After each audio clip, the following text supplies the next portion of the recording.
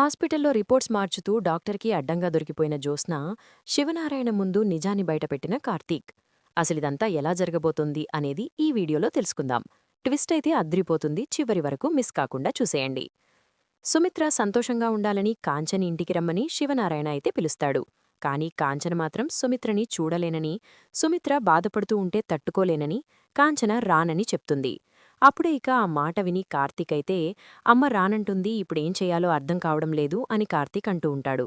ఎక్కువగా అత్తయ్యని ఇబ్బంది పెట్టద్దు బావా, అమ్మని చూస్తుండే తను కూడా బాధపడుతుంది అని అంటూ ఉంటుంది దీప. కాని ఇప్పుడు మావయ్య తాత ఇద్దరూ కూడా అమ్మని అక్కడికి నమ్మంటున్నారు. అమ్మ ఎదురుగా ఉంటే వాళ్లక్కూడా కొంచెం ఆనందంగా ఉంటుంది. అలాగే మన శౌర్య కూడా మొత్తం ఇల్లంతా తిరుగుతూ ఉంటే కొంచెం ఆనందంగా కళకళలాడుతూ ఉంటుంది. అది చిన్నపిల్ల, అది చేసే అల్లరితో అత్తయ్య నవ్వుతో దాని చుట్టూనే ఉంటుంది. అప్పుడు తనకి వచ్చిన ఆ రోగాన్ని కూడా అత్తయ్య మర్చిపోతుంది అని అంటూ ఉంటాడు కార్తీకైతే. నువ్వు చెప్పేది నిజమే బావా, మరి ఇప్పుడు అత్తయ్య అక్కడికి రానంటుంది కదా, ఇప్పుడేం చేద్దాం బావా అని అడుగుతూ ఉంటుంది దీప. అప్పుడే కార్తీకైతే, మా అమ్మ ఎవరు చెప్తే వస్తుందో నాకు బాగా తెలుసు అని కార్తీకైతే అంటూ ఉంటాడు.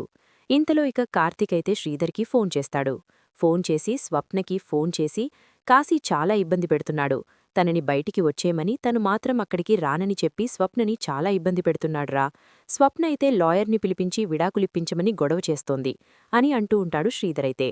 అప్పుడే ఇక కార్తీకైతే, ఇప్పుడున్న పరిస్థితుల్లో నేను స్వప్న సమస్యని పరిష్కరించలేను మాస్టారు, కాని నా చెల్లెల జీవితాన్ని ఎలా సరిదిద్దాలో నాకు బాగా తెలుసు.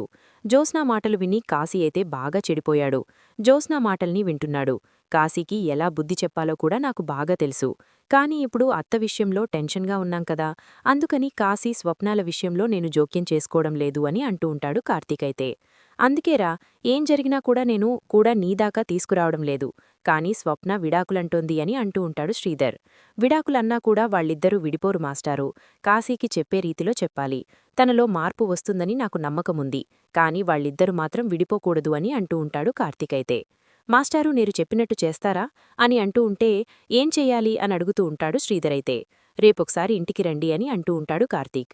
ఇంటికి వచ్చి, అమ్మా నీ తీసుకొని మీరు తాత ఇంటికి రావాలి అని అనంగానే, మీ అమ్మ నాతో పాటు వస్తుందా, నాతో రాదు కదరా అని అంటూ ఉంటాడు శ్రీధర్. లేదు మాస్టారు, అమ్మ తప్పకుండా మీతో వస్తుంది అని అంటూ ఉంటాడు కార్తీకైతే. అప్పుడే ఇక శ్రీధర్, సరే వస్తాను, నా ప్రయత్నమేదో నేను చేస్తాను అని శ్రీధర్ చెప్తూ ఉంటాడు. తర్వాత ఇక ఉదయం అవ్వంగానే, అమ్మా వెళ్దామా అని అంటూ ఉంటాడు కార్తీకైతే. ఏంట్రా వెళ్లేది, నేను రానని చెప్పాను కదా, మళ్ళీ ఎందుకు నువ్వు నన్ను రమ్మంటున్నావు, మీ ఇద్దరూ వెళ్ళండి, నేనక్కడికి వచ్చి దిగులుగా ఉన్న వదిన్ని చూడలేను అని అంటూ ఉంటుంది కాంచన. అప్పుడే ఇక ఆ మాట విని, సరే దీప అమ్మ రానంటుంది కదా, పదా వెళ్దామని అంటూ ఉంటాడు కార్తీకైతే. ఇక కార్తీక్ దీప ఇద్దరూ కూడా వెళ్ళిపోతారు. వాళ్ళిద్దరూ వెళ్ళిపోయిన తర్వాత అప్పుడే ఇక శ్రీధర్ అయితే వస్తాడు. ఇక శ్రీధర్ని చూసి కార్తీక్, ఇప్పుడే మా నాన్న ఇంటికి వెళ్ళాడు అని అంటూ ఉంటుంది కాంచన. వాడు వెళ్ళాడని తెలిసే నేను వచ్చాను, ఏంటి నువ్వు మీ ఇంటికి రానంటున్నావేంటి అని అడుగుతూ ఉంటాడు శ్రీధరైతే. అయినా నేను మా ఇంటికి రానన్న విషయం అప్పుడే మీదాకా ఎలా వచ్చింది అని అడుగుతూ ఉంటే, చెప్పాల్సిన వాళ్లు చెప్పారులే అని అంటూ ఉంటాడు శ్రీధర్. వాడు నాతో కన్నా ఎక్కువ మీతోనే ప్రేమగా ఉంటున్నాడు అని కాంచన అంటూ ఉంటుంది. సరే కాని నువ్వెందుకు రావడం లేదు, నీ పుట్టింటికి అంత కష్టం వచ్చింది, కొన్ని రోజులు అక్కడ ఉంటే వాళ్లకి మనసుకి ఆనందంగా ఉంటుందని ఫోన్ చేస్తే ఎందుకు కాంచన రానంటున్నావు అని అనంగానే, నేను అక్కడికి రానేనండి, ఎందుకంటే అక్కడ నాన్నని అన్నయ్యని వదిన్ని బాధపడుతుంటే నేను చూడలేను అని చెప్తూ ఉంటే, నువ్వు వస్తేనే సంతోషమని వాళ్లనుకుంటూ ఉంటే నువ్వేమో రానంటున్నావు, ఇప్పుడు నువ్వక్కడికి రాకపోతే మేము కష్టాల్లో సమస్యల్లో ఉన్నప్పుడు మా కూతురు రాలేదేంటి అని వాళ్లనుకుంటారు. హాస్పిటల్లో రిపోర్ట్స్ మార్చుతూ డాక్టర్కి అడ్డంగా దొరికిపోయిన జ్యోత్స్న శివనారాయణ ముందు నిజాన్ని బయటపెట్టిన కార్తీక్. అసలిదంతా ఎలా జరగబోతోంది అనేది ఈ వీడియోలో తెలుసుకుందాం. ట్విస్ట్ అయితే అద్రిపోతుంది, చివరి వరకు మిస్ కాకుండా చూసేయండి. సుమిత్ర సంతోషంగా ఉండాలని కాంచని ఇంటికి రమ్మని శివనారాయణ అయితే పిలుస్తాడు. కాని కాంచన మాత్రం సుమిత్రని చూడలేనని, సుమిత్ర బాధపడుతూ ఉంటే తట్టుకోలేనని కాంచన రానని చెప్తుంది.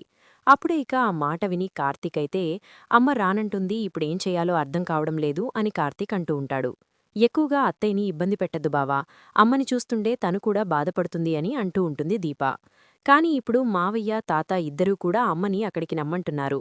అమ్మ ఎదురుగా ఉంటే వాళ్లక్కూడా కొంచెం ఆనందంగా ఉంటుంది. అలాగే మన శౌర్య కూడా మొత్తం ఇల్లంతా తిరుగుతూ ఉంటే కొంచెం ఆనందంగా కళకళలాడుతూ ఉంటుంది. అది చిన్నపిల్ల, అది చేసే అల్లరితో అత్తయ్య నవ్వుతో దాని చుట్టూనే ఉంటుంది.